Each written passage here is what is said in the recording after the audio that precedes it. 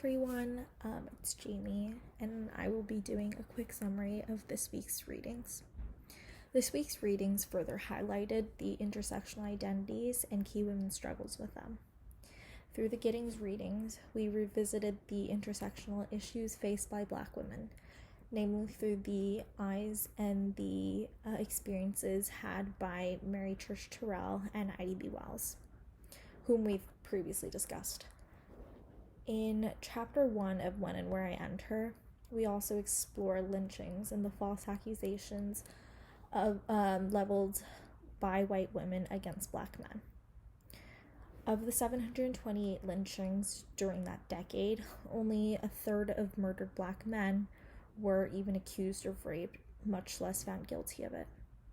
Not only were Black men lynched for these false, inflammatory, trumped-up charges, but women and children as well. In Wells's investigations, she highlights that several of the rape allegations were made after the discoveries of consensual relationships.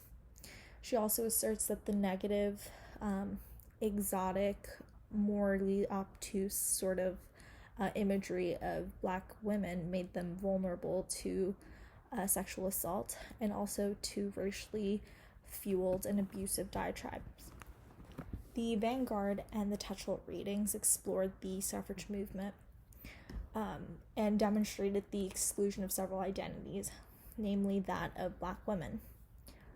Although women were already disenfranchised at the time, they further isolated Black women because they needed majority votes and public approval. Many of the leaders of the suffrage movement, including Susan B. Anthony and Elizabeth Stanton, deliberately left out Black women as they feared that their advocacy for the votes of Black women would interfere with and dismantle their positions. So I feel like this week's readings really demonstrated the complexities of activism, whether in the form of investigations like Ida B. Wells or through the on-hand or on-the-ground advocacies of Susan B. Anthony. The complexity of the activism in that the journey to women's suffrage was made by further disenfranchising certain groups, Black women, although the movement was supposed to be for all women.